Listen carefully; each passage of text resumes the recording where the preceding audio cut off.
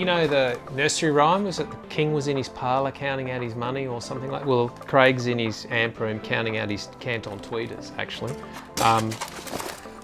I need to find some room, but let's have a look at the things that we need to move.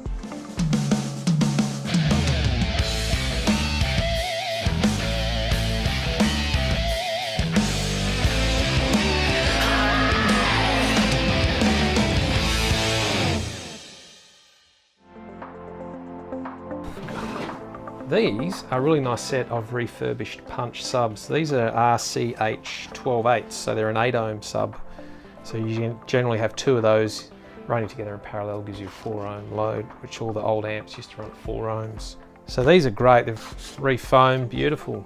I'd have to find a home for them, but then I've got these other nice punch series subs. These are an SP812, again, they're an 8 ohm sub. Got a few of these Orion NTs. Look at the magnet compared to the cone on that. That is fantastic. Oh, that logo, that's what sold me on Orion back in the 90s when I looked at that logo, the 2NT logo. And you could get these in carbon fibre cone as well. And they're just awesome. Oh yeah, now these, I've got to tell you, there's a story with these. There's always a story. These, it was my first sub I ever owned, was a MTX Road Thunder 2, and it was a 12-inch sub. These are 10s. I had this in a Daihatsu Charade, which only had 3 cylinders. You could barely get up hills anyway. And then I put a box with this MTX Road Thunder 2 in it. I think if you look at the website, under the About Us section, there's a photo of me with that little Daihatsu Charade, and you can see that just make out the MTX Road Thunder 2. And that used to hammer. That's why I got these, because I fixed them all up, refoamed them. They just remind me of the first sub I ever owned.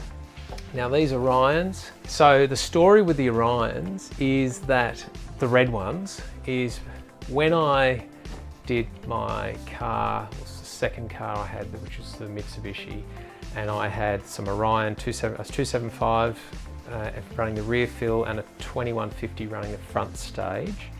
I wanted at the time an Orion amp to run my 4 XTR3 subs that I had, and I couldn't afford Orion,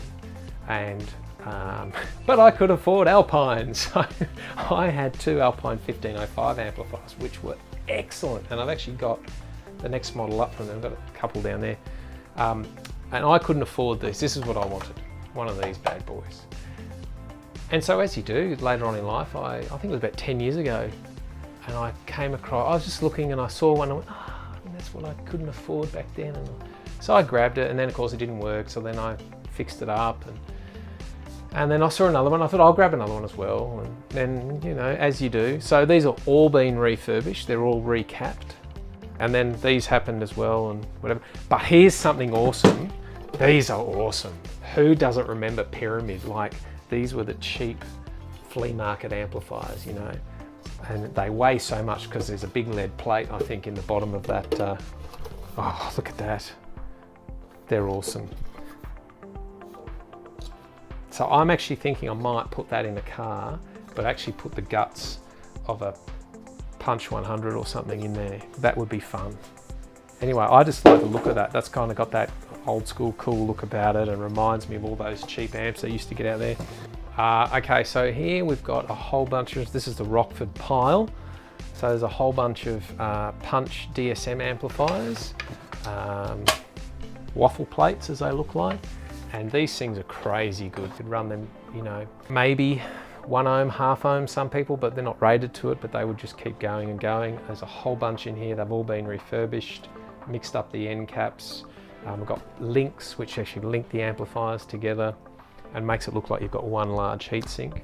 But yeah, they haven't really done too much. I've just sort of stacked them there. Similarly with these Orions here, a whole bunch of 2150s and 275s and 250s and a 2250, and then we've got our sort of SQ Canton stuff up here and some Bostons. These are rare. These are the nice Boyd's Sounds amplifier.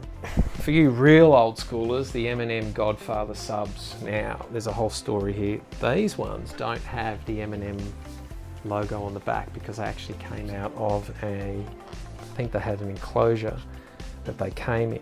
These have been completely refurbished, all new spiders, new tinsel leads, new foam.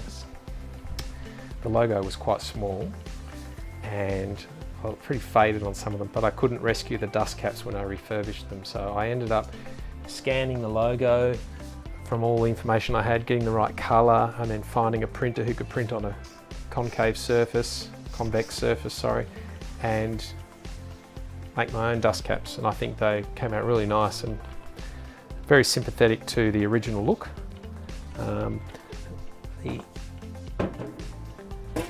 Got a whole bunch of these Godfathers, and then you can see that was the original